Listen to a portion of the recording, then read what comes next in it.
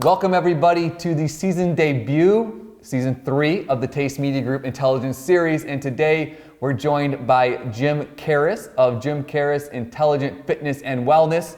Jim, thanks for your time. Nice to see you again. A lot of intelligence going on in this video. So. Let's hope. Exactly. Yes. So Jim, just kind of getting into it here, you know, you've had a big name in fitness for going on 30 years now. 32. 32 years to be exact. What made you want to enter this field starting off when you were younger? Oh, it was a total accident. I was an overweight teen, and in my 20s, I'd started to lose some weight, and I was taking aerobics classes. It was not pretty, Thatcher. I'm talking like the old flash dance things and the socks and the short shorts. It was bad. And I was in a class up in the suburbs, North Shore suburbs, and on a Saturday morning, the teacher didn't show up. And so about 100 of us were sitting around waiting for the teacher to show up, which she never did. And around 8:15, I raised my hand and said, if someone's got the music tape, I'll teach. The rest is history. And that history includes a New York Times best-selling author, celebrity clients, including, I'm probably gonna miss a couple here, Hugh Jackman, Diane Sawyer, Candice Bergen, Emma Thompson, Paula Zahn, big names that you've been out there. And some who don't want their name used. That totally fine. And also just servicing, you know, CEOs, high-level individuals, people that need to perform. My whole brand always, when you talk about intelligence, I went to Wharton undergrad with a finance degree, so it's very odd that I have this balance of that education in this profession. So I gravitated kind of organically to that market because I understood the life of the CEOs and the business owners and the entrepreneurs, and so I was able to tailor their program because I had a little bit of an inside track into their life. That's very interesting. And then being able to grow that then to, you know, servicing people one-on-one, to actually building a brand. When did that kind of start to come to fruition for you, and how long did that take? Well, 2001, my first book came out called The Business Plan for the Body. Took the analogy of a business plan, applied it to weight loss. 4 months before that book came out, I was able to land Diane Sawyer as a client because we did a project called Lock the Door, Lose the Weight on Good Morning America.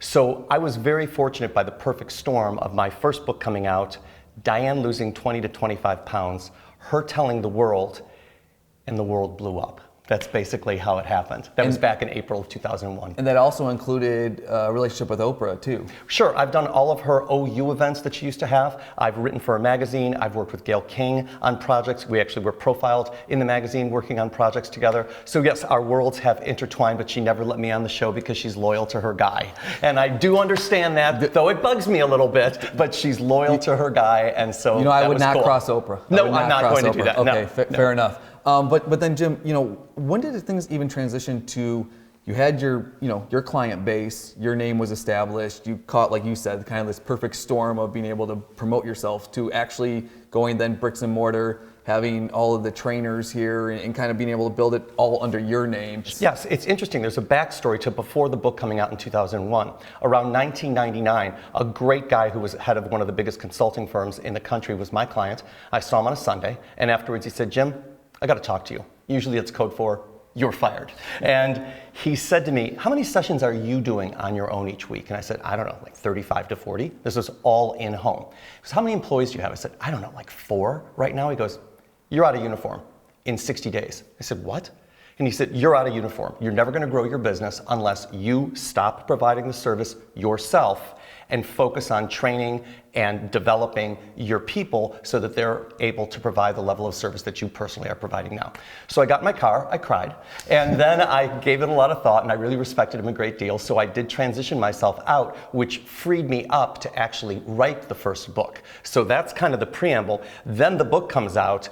Then I'm back in uniform in New York City, running around like a crazy person as the business here in Chicago is blowing up. Because Chicago is my hub, is my home. We now have 3 locations. But I personally then got back into uniform and went to New York City, and that's when I trained all of these unbelievable people, 7 days a week, a lot of times from 4:45 in the morning until 8:30 at night. You know, whether it's fitness, whether it's marketing, any type of business, Jim, I think that's something a lot of people go through, that moment where they're, you know, they can no longer scale. You only have 24 hours in a day. Correct. What were some of those growing pains or apprehension? Continual growing pains. Like, the growing pains never end. It's trustworthiness. It's that you're... And I'm sorry, and when I'm speaking to fitness, I mean, fitness is this whole other thing. I mean, you know, it's this very specific knowledge base that you have to be able to find people that can, you know, do what you were doing. The first thing you have to find is people who care about their clients. It really is important. I've had a lot of, literally masters in kinesiology come and interview with me, and I'm like, they're so detached, they're really kind of boring, they're humorless, they're not interesting. I need people who are connectors, I'm a big tipping point guy, who are able to connect with other people. So you need people who have the ability to connect. They have the ability to know at 8 o'clock they have to be this person, at 9:15 they have to be this person, at 10:30 they have to be this person, so they have to have that psychological, intelligence to be able to do that. Number two, of course, they have to be passionate about this industry. And really, it's, the 5 pillars of my industry are, of course, exercise, nutrition, hydration, sleep, and stress relief. And if you really want to get the best of what we have to offer, allow us to work on as many variables as possible. But it's an ongoing difficulty. Any human capital business, whether you're a hairdresser, you're a law firm, you're an investment banking firm, you're a private equity firm, I don't care what it is, it's a human capital business, and it's hard to attain and then maintain those really solid employees. And I'm very fortunate to say I have some people who've been with me over 20 years. And so, Jim, you've really created a premium brand based upon experience, the knowledge of your employees, your trainers, and then also price point, where there are a lot of options in the marketplace for consumers. Correct. When I started this 32 years ago, there were very few options. Now, literally, if you spit far enough on the street, you're going to come across It's either a gym, a restaurant, or a mattress store. Correct. Or cryotherapy. That's the only thing I started. But what I really decided, this was my business education, supply and demand, Econ 1A. So there was only one me, and right when I first started getting busy, I was $30 an hour in 1987. I quickly got busy. The word kind of went out because there were hardly any fitness trainers. People didn't really know what they were. So I thought, well, if there's only one of me, I've got to try to test the market, and I started raising my prices. 40, 50. From 50, I went to 75. From 75, I went to 100. In 1989, I was $100 an hour. And people would say, what are you getting from this gym guy, like JIM, GYM guy? They used to do a play on words. And they said, I don't know, we're looking better, we're feeling better, we like the guy, we're enjoying the service. So I just always thought, let's land at the high end. Let's give the best service, let's give the best experience, let's give the best information. Information's critically important. Let's stay on top of all this through continuing education and through bringing experts in and studying and following experts. So I just thought, let's live at the high end, and that's where we've been for these 32 years. And you hear a lot these days about athletes having their own personal trainers. Yeah, that's really sad. Yeah. Oh no, having their own personal trainers is fine. Starting a training firm is really sad. Yeah, but I guess but you were kind of doing this for CEOs even a long time ago, right? I mean, you would travel with them, make sure that they were on schedule. Sure. I mean, you were really their partner because they had a grueling schedule and you had to meet them where they were kind of at. You have to basically take control of this part in their life. Whenever you see a very busy person, the one thing you want to do in the service industry, I believe, is take something off the table. So I would look at a CEO, male, female, whatever age, height, weight, fitness level, and I'd say, let me take this off of your plate. Let me deal with your nutrition. Let me deal with your schedule. Let me deal with when we're going to work out and when we're not. Let's make this not an impediment, something that's difficult to accomplish. Let's make this something that works in your lifestyle. That was something they appreciated very much. I'm not saying you have to work out 2 hours a day, 7 days a week. They're not going to do that. Mm-hmm. So don't ask them to do them. Ask them to do what they can do to feel that they're going to succeed. Yeah, and any anecdotal stories? I mean, I'm sure just this having to meet people where they were at when you're dealing with the entertainment, celebrity world. Absolutely. I mean, you really have to understand the stress that people are under. And I think that that's critically important. And again, what is most important is making them feel good. And so, I mean, there were a number of CEOs that I've dealt with who just could not get their food together. They just couldn't. So I arrived with the food. You know what I'm saying? I said, here's your food for the day. I called the wife and I said, here's what he or she are eating tonight, or the husband, at the restaurant they're going to. I called the restaurant in advance, said, Mr. So is coming to table 68 at RL. This is what he's going to eat. And I'd say, you're going to RL tonight at table 68. You're all done.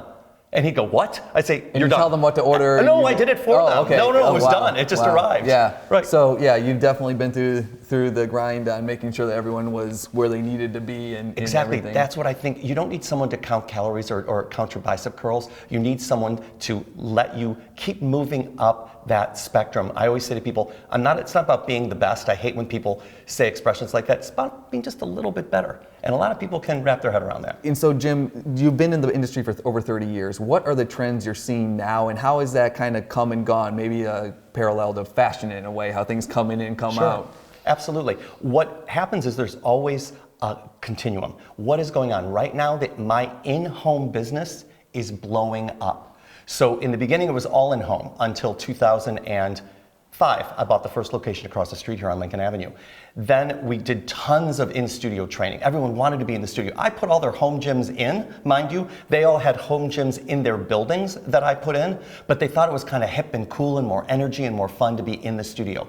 Now that's going back. And people, which I always feel is the beauty of the service, you get up at 5:45, brush your teeth, please. Eat a piece of toast or a piece of fruit. One of my guys arrives at 6 a.m. You're done at 7 a.m. You're in the shower at 7:01 and you're drinking your shake at 7:15. It's a really efficient, time-efficient way of utilizing this service. So it's going back to that. I think it's going back to people really wanting a more, for lack of a better term, intimate relationship. What's happened is exercise has become like throwing spaghetti against the wall. I'll say to a person, so what do you do for your exercise? I go, oh, let me tell you, I spin on Monday, I do yoga on Tuesday, I go walking with my best friend Wednesday, and then I do a body pump class on Thursday. And I always go, no. What is that? That's just like throwing things against the wall. What is your plan? And that's when people look at me completely blank. So what my firm has become, and where I think the industry is going, is become your air traffic controller. Let me give you an example. If you're gonna spin on Monday, everything you're doing is hunched over that bike. I am not a fan of spinning. So you're gonna lift with one of my staff on Tuesday. We're gonna do exactly what I call posterior chain, the entire back of your body, because Monday, you spend an hour hunched over like this. Tuesday, I wanna pull you back in alignment. When I tell a client that, going back to the word intelligence, because we rebranded about 2 years ago to Jim Karras Intelligent Fitness and Wellness, they go, that makes a lot of sense. That's what exercise should do, is make sense. Unfortunately, it doesn't for the majority of people, which is why they're injured and why they're discouraged with their results.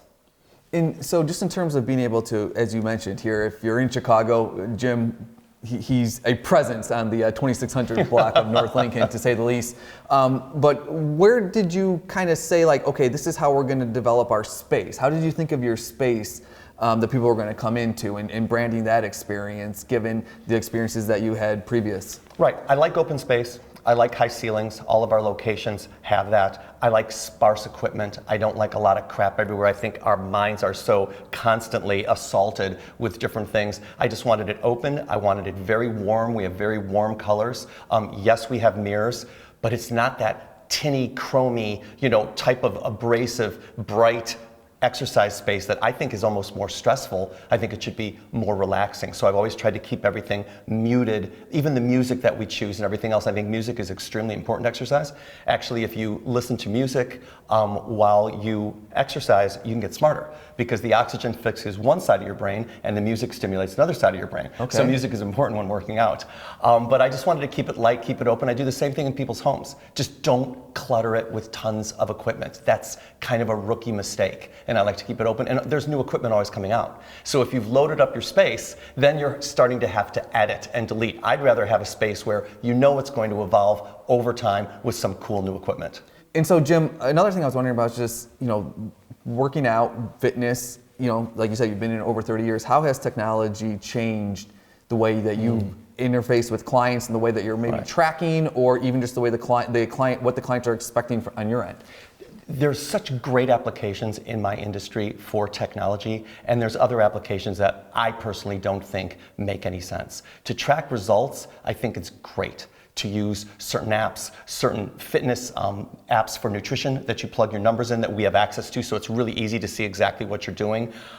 Different ways of gauging your heart rate variability, how quickly your body comes back. I love Dexa Scans. Dexa Scans look at your entire body and tell you where your muscle is, where your fat is. You're right dominant, you're gonna see more muscle in that right bicep and right side of your body than the left. Love that application.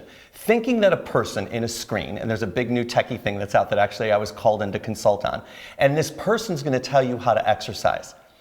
I don't see the long-term application. I think it'll be really cool. It's what they call the Fitbit drawer. Nobody wears their Fitbits anymore. They're all in the drawer. And so, but they did for a while, but then they got tired of it and it really didn't do what they wanted it to do.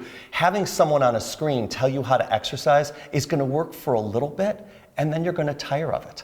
So it's got to be the right way to bring a human element, such as a trainer or a class, having accountability. I mean, let's face it, CrossFit may not be my favorite. They've done a spectacular job of creating community and a sense of belonging. I mean, you can travel to Indonesia and go to a CrossFit class and suddenly you're embraced and you're loved. I mean, parts about that are wonderful. There is still a place. It's almost like saying, do I ever really need a doctor? Will I just go and prick my finger like the Elizabeth Holmes? We won't even go there. And literally, that's a whole nother intelligence other series. thing. I've been a little obsessed with that because she had so many people duped. It's staggering when you read about it. And so, how can technology? It makes for a good documentary, though. Great documentary. I watched it twice. And so, how does it work to your advantage and not to your disadvantage? And what I would say to my clients and your viewers and listeners is, it's to your advantage if you use the data. Don't expect someone to do it for you. Expect someone to assist you in housing your data. I love things like resting metabolic rate. You know, I just recently did a test at my physician's office. You put this in your mouth and you breathe for about 10 minutes. It told me exactly how many calories I burn at rest every single day. So if you do that every year, it's going to tell you, you always hear your metabolism is going to go down.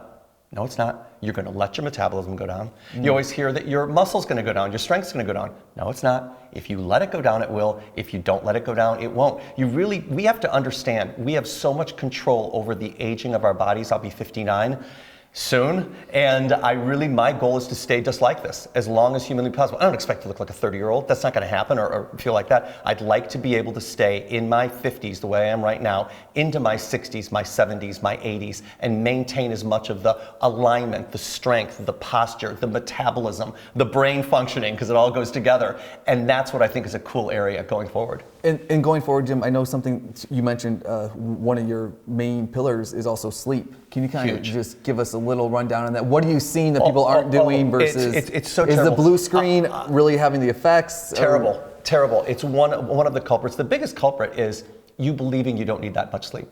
And so I say to people all the time, I bet you feel like... because you're dealing with CEOs, right? Yeah. So these are people who pride themselves. Like, I think like it's not sustainable. Like being the guy on the treadmill at 4:30 a.m. every day, you can do it once or twice, but to do that right, to do it all the time is Yeah. absolutely impossible. I think the most important thing is you prioritize your sleep. And I said this in my last book, have a sleep strategy. Literally plan, when are you going to go to bed?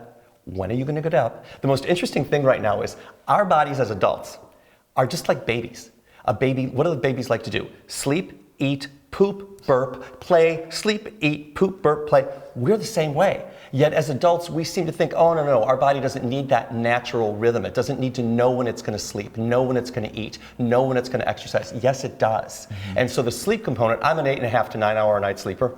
I'm like a dead man at 8:30 at night. People say, let's go out to dinner at 8 o'clock. I'm like, well, I'll be in my pajamas. You know what I'm saying? Because I go to bed at 8:30. But my body loves that routine of getting up and going to bed at the same time. And the research says if you get up and go to bed within the same 30 minutes every day, you optimize your energy levels and you optimize what is called your circadian rhythm. That's going to bed and waking up. Correct. Okay. And that's your sleep-wake cycle. People who really do take sleep seriously, and I have to bash this into CEOs' heads to be very clear with you, I can get by at 4 hours. No, you can't.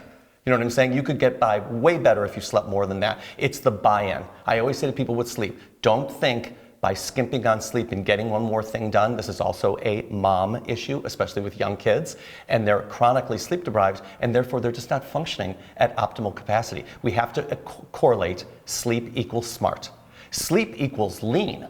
The more you sleep, the more you actually create a hormonal environment for your body to optimize its weight, because your hormones work against you when you're sleep deprived. But then what about the binge sleeping on the weekends? Binge sleeping on weekends makes no sense, and here's why. You've been sleep deprived all week, and then suddenly you're going to think you're going to catch up on your sleep, and then what are you going to do Sunday night? Probably go to bed late again.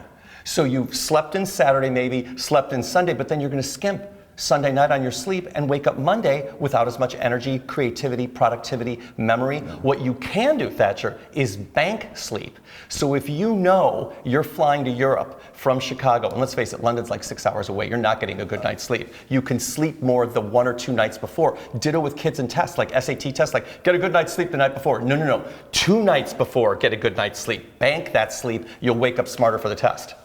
That London trip, I did it once. It killed me. Kills you. I came back. It's not enough time to sleep. I don't get, like, people talk about it like they do it like it's nothing. Like, I'm like, no, that messed me up for a while. For the first and second day, sometimes you can feel terrible. I was awake for 27 hours straight. Right. And it's I was just trying not to great work. for your body. It was right. not okay. No bueno. Jim, just real quick as we wrap up here, like I said, you have a presence here on 2600 block in North Lincoln Avenue. Tell us all that you have going on this block. Sure. At 2626, which is where we're at, and 2669, we have 3,000 square foot personal training facilities.